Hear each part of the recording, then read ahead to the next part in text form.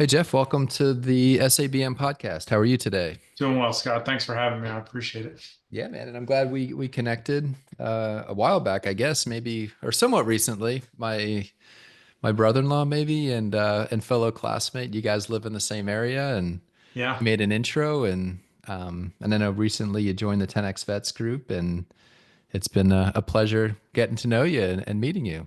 I appreciate that. Yeah, noticed that Brad was in the area, reached out for a cup of coffee, and as we were chit-chatting, he's like, "You need to get in touch with my brother-in-law," and told me all about 10X Vets, and I was happy to be able to join the group.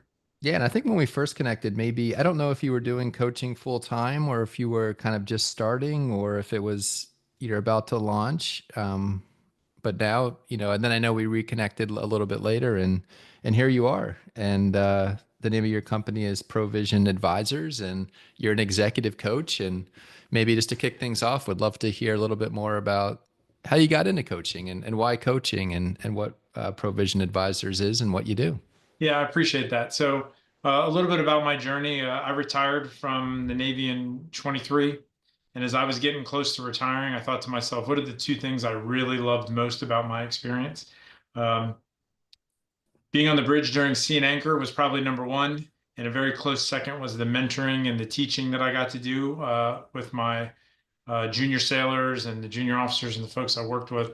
And I was done standing bridge watch. I was done being gone away from home. So then that kind of like, how could I replicate that teaching and coaching experience? And I found out about coaching, um, and I started to look at the ICF route. Um, my brother, who's also a Naval Academy graduate, he graduated in '99. He founded Provision Advisors in 2019 when he retired. And Chris was a PAO, and now his side of the company focuses heavily on doing communications coaching, consulting, and podcasting, and crisis communication response. And lo and behold, a lot of companies that have find themselves in crisis find themselves needing some leadership consultation and leadership coaching. So the idea was, hey, why don't we partner? And who better to partner with than my brother and some the guys that he worked with in the PAO community, and so that's kind of how we ended up with Provision Advisors. My brother's done a great job getting the company up and running, and it's been a pleasure to join and to be a part of it. Yeah, and that's I don't know if we've had anybody on the podcast. I mean, we've done a lot of these that works with their brother, so that's pretty cool and Yeah. a nice a fellow academy grad and your brother, and so you guys have a lot in common. Yeah, it's pretty wild. When I was a plebe, he was a firstie, and his table was right next to mine. So I'd be getting Uh, rated and just kind of watch him, like shaking his head, doing the typical older brother kind of thing. But it's been great as Chris has a great entrepreneurial spirit. He's done a great job helping me along the way as I've kind of grown my experience. And one of the, you know, his PAO experience translated very nicely to doing communications coaching. Um, but not a lot about Mo boards translates really well into doing executive coaching. And so that has been a really neat journey for me trying to grow my network and build, learn about sales and sales funnels and how to set up CRMs and all those business things that you don't think about when you're writing CAS reps and stand and watch. And so that has been a fun experience for me this last 2 years. And it's been great learning from him. On how to do that, and other folks I've connected with through 10X Vets, or even just kind of other academy grads and folks that I've reached out to be like, hey, what's your journey been like? yeah, and so you and your brother, you've got a lot in common, but I'm also pretty sure that you complement each other in different ways as well. You've got different strengths. What is it that you would say? So it sounds like his superpowers are so he was public affairs and then kind of found a niche or a way to translate that experience into, helping people with, kind of like, communications and, the disaster, like the communications, like when something, a crisis Yeah. I have had people mention that before, how do I get ahead of this story type stuff. And, that's a really interesting niche. And then how would you say that you complement him or like, how are you guys different? Yeah. So I think where the compliment comes in is that I do a really good job of helping people get good at communicating left of the bang and kind of helping them get really good at getting their teams optimized and performing well, hopefully, so that they don't ever need to rely on crisis communications. Yeah. Um, And so Chris does a very good job of that as well. From a how do you communicate to people, and I work a lot with leaders, especially helping them in terms of how can you leverage curiosity and stay out of judgment. And I think that was one thing that I learned way too late in my career, or I wasn't exposed to until later in my career. Instead of asking questions like, why are you all messed up? Why is that broke? Why is this wrong? And those aren't really questions. Those are sentences that sound a lot like questions, but have periods at the end of them or exclamation points, and really leveraging curiosity to get teams to grow and help individuals to optimize their performance. And I think that's where our skill sets really um, complement each other a lot is if I can help a team that may be on a path to struggle, alleviate that and build trust, then hopefully that's a team that then their message becomes not one of crisis response. Then they're leveraging my brother's ability for how do we get press releases out about all the wonderful things we're doing. Yeah. I don't know, man. Maybe the Mo boards do come into play. I was just trying to remember what how how a Mo board works. I'm like, but I think it's like, hey, like you've got a contact out there, like a ship or whatever, and hey, does it have any bearing drift? And are we running like directly at it? I think that was from what I remember. Yeah, The yeah, that's it's pretty close to it, been a right? long time, but I think that that skill set actually kind of does translate, right? Because you might be able to spot problems at a company or within a team, and hey, this problem doesn't have any drift or bearing drift. Well, We're heading that's right at it. that's a great metaphor for it. And I think that a lot of it goes back to there is a lot of this that has to relate with vector logic. Are you just moving or are you moving in the direction you want to move? And with the executive coaching, I am constantly amazed by how small things like having somebody to talk to and having to really verbalize to somebody else, like, what's the problem you're trying to solve? What is it you really want to accomplish here? Where do you want to be in a year? What are your challenges? Or one of the most common things that I address with my clients is what's the story you're telling yourself? Because you have a situation that's happening to you, and then we all tell ourselves stories. That's part of our natural dialogue, it's part of our animal instincts. But what's the story you're telling yourself, and how is that helping you or hurting you? And then examining that, and then kind of taking a look at it and saying, it's almost like doing target angle, right? To go back to a mobile, hey, I see this thing one way, but how's he seeing me? Or how is that problem seeing me? How can I look at this problem from a slightly different perspective and gain a greater understanding that may help me solve it in a way that's advantageous?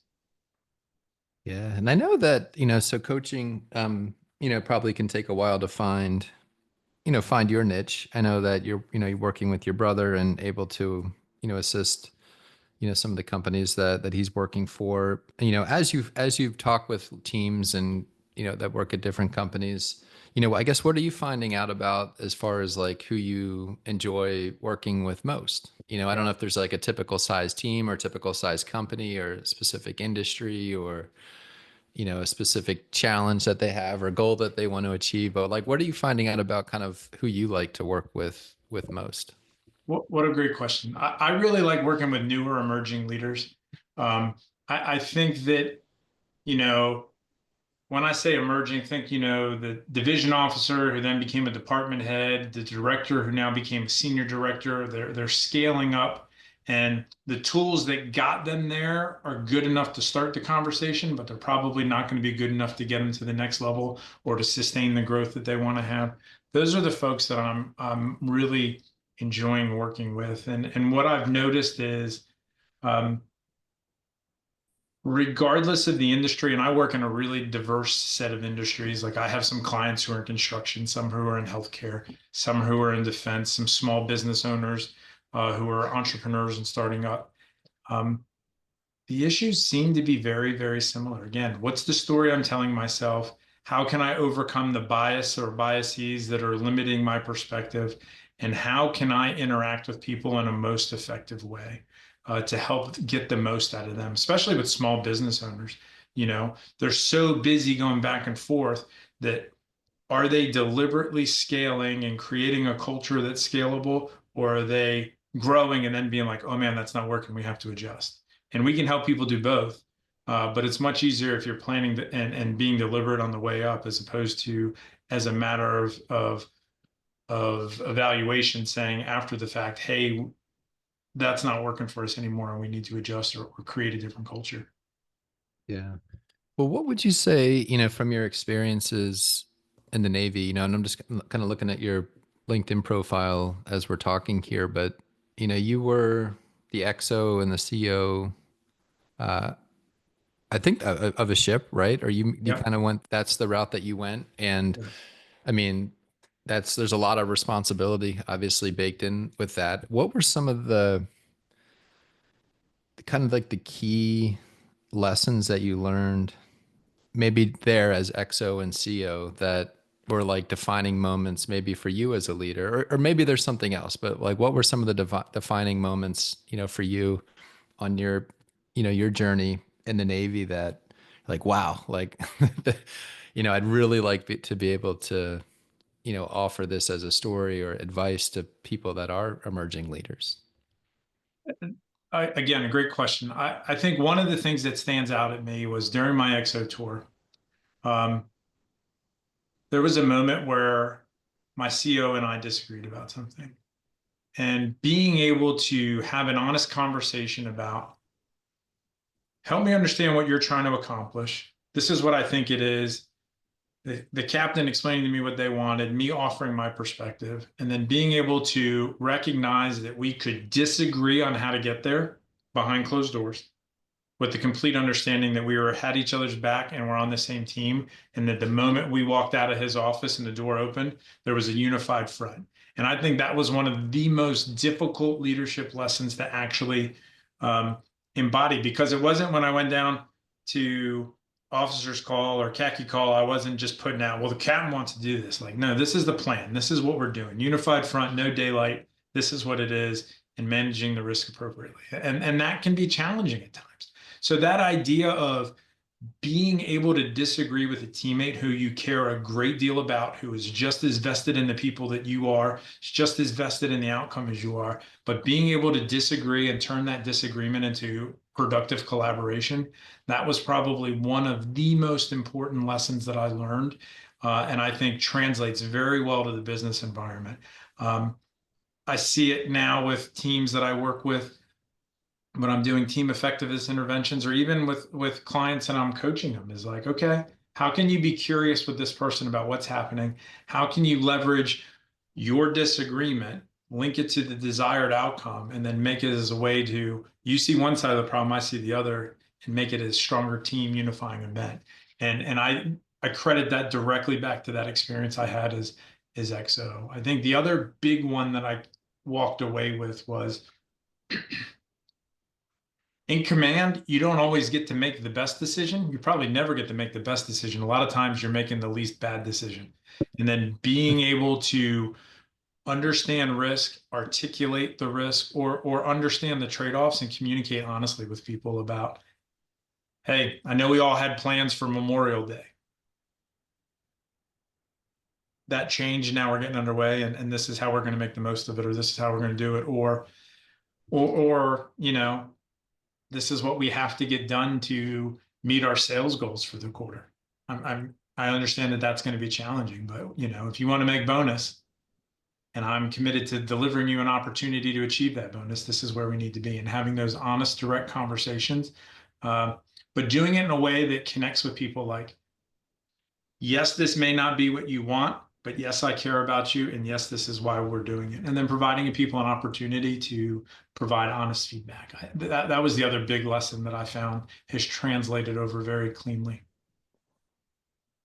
Yeah. And how hard that is sometimes. I mean, in the Navy, I think you're forced a little bit to, um, and you can force people to, to like, Yeah, hey, yeah, we're locking down the ship or whatever, and sorry, we're going, yeah, in the business world or civilian world, it's not as we don't have that much as much control, um, so that that's definitely a difference. But I think it's really hard sometimes to have honest, direct conversations, especially when you don't have as much control, like as you did maybe in the military. Um, and so I'd imagine that a lot of people struggle with that, right? But I think when you have those honest conversations, whether it's about performance or whether it's about like, hey, I don't agree with I agree with the goal, that we're trying to achieve, but maybe I might have another idea or a different idea of how we could get there. A lot of people hide those things, or they just like, yeah, it's not worth my time to argue or to like disagree, or maybe they're afraid, or but I think kind of getting to that truth of is really important, and probably a coach can help somebody do that, or help a team kind of uncover, what people are actually thinking and feeling. Yeah, I think that's one of the central things that we do. In fact, it's interesting. I've been working with a couple of clients on this notion of that about communicating clearly. And Dr. Brene Brown, um, she has a line in her book, Dare to Lead, that I've shared with some of our folks. And this is one of the ideas that we work on, is that clear is kind, right? And that if you care about the people you're working with, or you care about the people you're leading, and that can be your little league team, your family, your organization work, be clear about what you want, set clear expectations, clear outcomes. You know, think about the number of times in our careers we've probably been frustrated by a boss who was not as clear as they could have been about what the product they wanted. We delivered a product, and then it was like, that's not what I wanted. And then we get bent out of shape because we feel like we're being jerked around. When if it would have been like, hey, I want a chart that has a pie graph that says this, or I want 15 copies of this by 8 o'clock tomorrow morning instead of guessing, or even just something is I don't know. I think about a typical husband and wife conversation. Where do you want to go for dinner tonight? Right? Like that's like every husband and wife's favorite conversation, right? Clear as kind. Tell me what you want or tell me what you don't want, but let's be clear and have a good, honest dialogue so that we can set each other up for success. And and I think that people too often, or what I'm seeing with my clients, is too often people are trying to be kind. And so, in an effort to not hurt someone's feelings, they make the situation worse because they don't provide enough clarity. And I think that that idea of clear as kind is a great way to flip the script with people, is that extra bit of clarity is actually some kindness in action. Yeah. Well, a lot of truth baked in there, just uh, with families, with coworkers, just clear as kind. I love that. What other, I know coaches have tools and things. Is there a favorite tool that you have that you like to use to work with clients, or an assessment, or like what are some of the kind of Yeah. your go-to tools that kind of help you unlock value for the folks that you work with? I'm a huge fan of the DISC assessment. I think the DISC assessment is great. I'm currently in the process of learning more about the Berkman assessment, which is similar to DISC, but a little bit deeper about kind of our default styles and where we act and how we act under stress. I really like that. We offer a 360 feedback tool that is great. The cool thing about our 360 feedback tool is we use a company called Zenger Folkman, and it's strength based. Hmm. So, if your strength is playing the guitar, and the 360 reveals that you're not good at playing the drums, we're not going to focus on why you're not good at the drums. We're going to focus on how we can make you a better guitar player or better at the things. It's solidifying your strengths, which I think is a really positive and upbeat way to go about doing it. We also offer an emotional intelligence tool, which is, the first time I took this tool, I laughed because as part of the certification process, like, look at these wavy lines. And it almost reminded me of that scene from Ghostbusters where he's like zapping the guy. But you're looking at these lines, you're looking at these colors, and you're interpreting pictures. And it really does a good job of assessing how well you are at picking up cues around you. And I think that any good leader has to be able to read the room and adapt their style to the emotional energy of the people around them. And I think that tool is an incredibly valuable one from that perspective.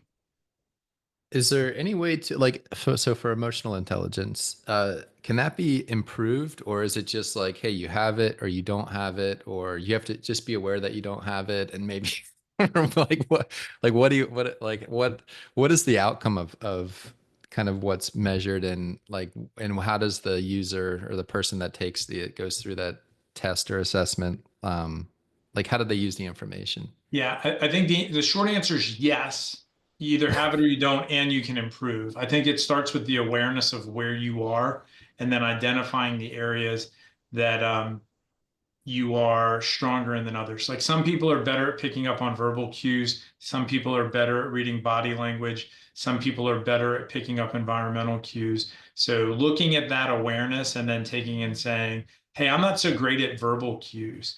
Um, there's something like 29 indexed emotions. Most people can only recognize 4.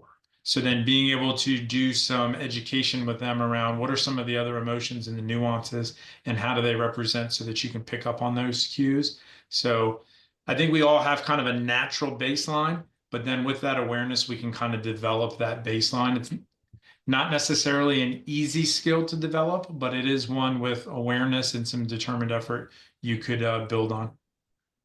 Yeah, that's really an interesting one. And I don't know if uh, I think I recognize that talent in other people because I'm probably like low on the spectrum. Like I just would rather look at the data or, hey, let me see what the numbers say, and then then I'll be able to, or let me read your assessment of strengths or disc or whatever, and then I Mhm. can get a read on you and this situation. But like just to kind of talk with somebody, like I struggle with that a little bit, but then I see some people that they're just like, and I think it works really well in sales, where they can read the room really well, they can read the person really well, and instantly they know like, oh yeah, this is like Yeah. they can kind of get the emotions of the person they're talking to, like they can trigger those emotions to get them to buy something and that sort of thing. So I don't I don't know what I do really value that people that have a high EQ. I think that's such a gift, and so I don't necessarily know if I have it or or not. I think you're probably better at it than you think after having done a couple calls with you. You do a great job responding to folks. I think that it's one of those things that I think, and this is the neat thing too about offering different assessments, is that then we can connect your DISC results to your EQ test. And then to kind of be able to say, hey, here's your natural tendencies and your preferred styles. And then because of your preferred styles, this is how the dominoes fall. And then this is how you can kind of break those cycles or have an awareness of, to go back to the DISC style. If you're a data person or someone who's um, really values precision and accuracy, and I'm a relationship person, then I know when I talk to you, I'm going to give you the data and the facts first, and then we can get into the relationship stuff afterwards. And vice versa, then maybe the gift you give me in return is I'm going to ask you how you're doing, how's your family doing, and then we'll get into the data. So then knowing how to communicate at each other so that you can receive each other instead of just kind of playing pong and words bouncing all around the room. And I found that really goes a long way, like understanding like my style is very task oriented on the disc. And so I'm very much I have a hard, like sometimes I have to remind myself, say good morning, like I'm worried about my checklist and that can be really helpful at times. But knowing that, having that awareness and understanding who the people are that I'm talking to, then I can kind of adjust my style to maximize my impact with them. And that's really where the values of these assessments come in is like, okay, I'm going into this situation where I need to be able to read the room a little bit more. Not my strong suit. What are some cues? What are some things that I can do to make sure I'm ready? What are some things I can do to minimize that perceived shortcoming on my part so that I can be the best version of myself for that meeting? Yeah, so important, for teams and team dynamics and just, I'm just kind of thinking back to the situation, when you were an XO, and I don't know what tools you used back then or if any, to know like what somebody's strengths were, if, what their disc profile was, but I'd imagine um, having that intel, like for him or her, if the CEO to have that intel on you, like on, how you think and what your strengths are, and then knowing what that person's strengths are and weaknesses and how they think really probably can help, or definitely can help, two team members or an entire team just work so much more efficiently, Yeah. and just owning their strengths and then also owning like their weaknesses. Like, Now, Scott, that's such a great point. I think back to another moment when I was XO. I was the Decade team, like right doing all my Decade stuff. And I remember I had a very, I'm going to say, passionate conversation with my DCA. And to call it a conversation would be generous. And I that is a fail of mine because I did not understand that officer's disc style, nor did I understand mine. And that's a tool that if I'd have had, and it's a perfect example of knowing these things about your team, how I could have leveraged curiosity and tapped into that person's communication style more effectively than just using mine. And I think when you don't know your style and you're just guessing and running by default, and you don't have an awareness of other people's styles, you fall into this situation where when all you have is a hammer, the whole world's a nail. So I just was running around just brute forcing things where, being curious. Hey, what's going on? Like, really, what happened? What was your desired outcome, right? That person's success was part of my vested interest. And instead of being like the prototypical XO and breathing fire and, I'm XO, I yell at people, that's what I do. I have a green pen. I could have been more curious. I could have been more adaptive to that person's style.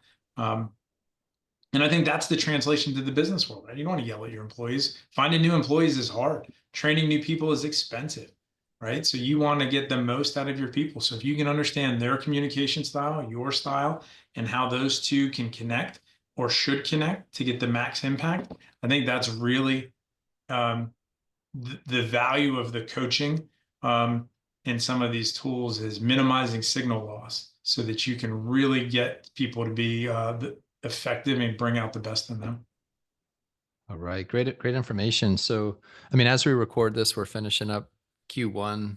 What are some of your most important goals, as you look over like the next 90 days or even the rest of the year, for your coaching business? And then long term, if you look down the road 3 to 5 years from now, what are some of your bigger moonshot goals? Yeah, I think for the next couple months, my goal is to continue to develop.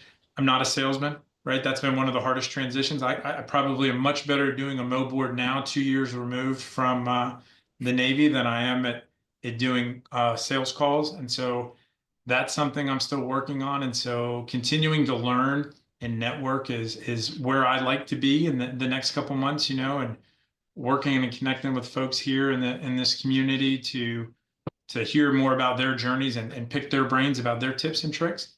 And I would say probably my moonshot goals are to be a couple years from now in a position um, where I am working with folks in a way that um, just continues to honor my values and continues to put me in a position to help people as they're living their dreams. That's the best part for me about working with entrepreneurs is helping people who are trying to bootstrap their business and helping them grow and seeing them be successful. So I think 3 to 4 years down the road, I would love to be in a position where I'm the first person people think of when they have a problem and they want help with that problem.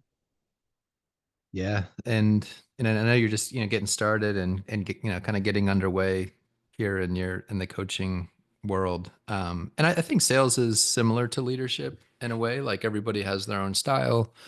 You could probably use all of those tools that that you've used to analyze yourself, like in a sales environment. And you've got your superpowers and how you relate to people and in a sales conversation and I don't think that their sales is a cookie cutter approach, hammer and nail approach either, right? So No, that's and great it's a lot insight. of people frame it that way. It's like you read Yeah. these books and it's like these are the things you have to do to, have a successful sales call or, I don't know. I don't know if I think that some of those things work for those people, but each person has to kind of figure out what works for them as Yeah, well. no, I think that's critically important. I will say I've been amazed by the number of people who have recommended like that Jordan Belfort sell me a pen video. I don't know. Maybe that's the key. I'm learning and really valuing the conversations. And like you said, what is it? What do you get from just connecting with people and hearing about their challenges and their opportunities and I don't know. That seems to be more authentic than I have a package. I don't know. The Girl Scout approach works real too. Maybe I'll just hang out outside a supermarket and sell Girl Scout cookies. Probably not, but maybe. Yeah, well, I think a big part of it too is just having the right people on the line, right, or on your Zoom screen, and knowing who those people are and who they're not, and who you can help and who you can't help, and who has money to pay for what you what you offer and who doesn't. That's exactly right. Um, So I think a lot of it, is that as well. But I know when we're just kind of starting out and trying to sell stuff, it's like, hey, you want to talk to everybody, right? And Exactly right. It's um, exactly right. Swinging at every pitch, so to speak. yeah. Well, what help do you need? So for the people listening today, how can we help you? What connections are valuable for you? Um, Yeah, I appreciate you asking that. I think what would be very helpful for me is being able to connect with people whose companies are scaling or who are at a position where they think that maybe things aren't completely in alignment.